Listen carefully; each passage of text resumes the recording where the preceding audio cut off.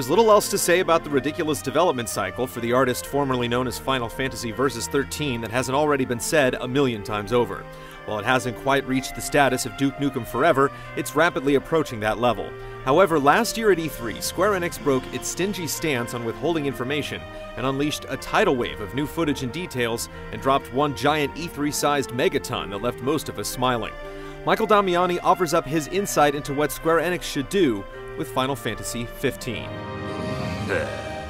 It's hard to say at this point whether there's any realistic chance Final Fantasy 15 can live up to expectations, but last year's reintroduction certainly sparked our hopes.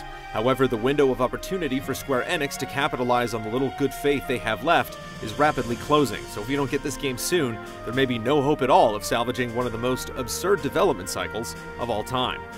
One thing director Tetsuya Nomura and his team can do is study more recent Japanese RPGs that have struck a positive chord with audiences. One such example is Xenoblade Chronicles, a game that ironically felt like it had a lot in common with another Square Enix RPG, Final Fantasy XII. The open-world nature, the party dynamics, and the emphasis on quest-driven gameplay were a stark contrast to the more linear progression and heavy-handed narrative found in Final Fantasy XIII. Xenoblade earned nearly unanimous acclaim from critics and fans, whereas Final Fantasy XIII is regarded as one of the worst games in the franchise.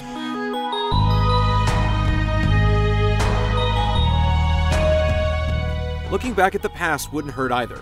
Final Fantasy XII made some bold strides for the series, but the last few entries, starring Lightning, highlight almost everything that's gone wrong with Square Enix, and how out of touch they are with even their own fans and everyone else in general.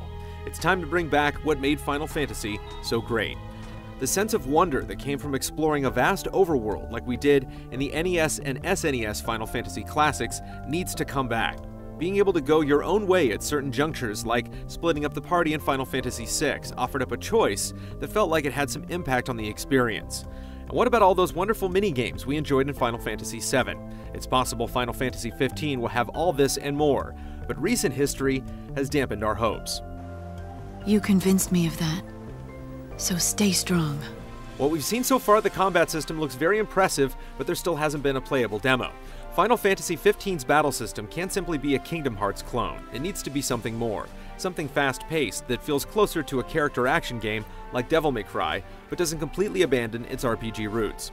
We want to work in tandem with party members, and we want to have as much control over their actions and behaviors as possible, too. Finally, we have high hopes for the real-time weapon switching we've seen in the gameplay footage. Perhaps Noctis will completely change skill sets when equipping a new weapon. Some sort of job-changing mechanic that puts a broad range of actions at your disposal.